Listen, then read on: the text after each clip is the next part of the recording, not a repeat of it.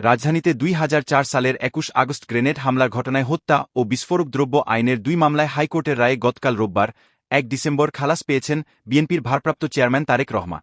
তবে এই ২ মামলায় খালাস পেলেও এখনও ৪টি মামলায় সাজাপ্রাপ্ত তিনি।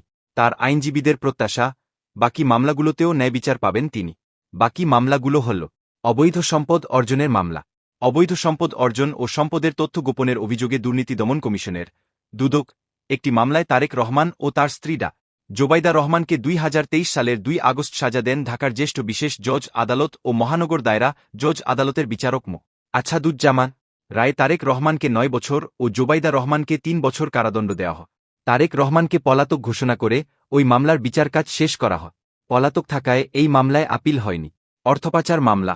২০১৩ সালের ১৭ নভেম্বর সিঙ্গাপুরে অর্থ পাচারের মামলায় ঢাকার একটি বিশেষ জজ আদালত তারেক রহমানকে খালাস দেয়। ওই মামলায় তারেকের বন্ধু ও বিশিষ্ট ব্যবসায়ী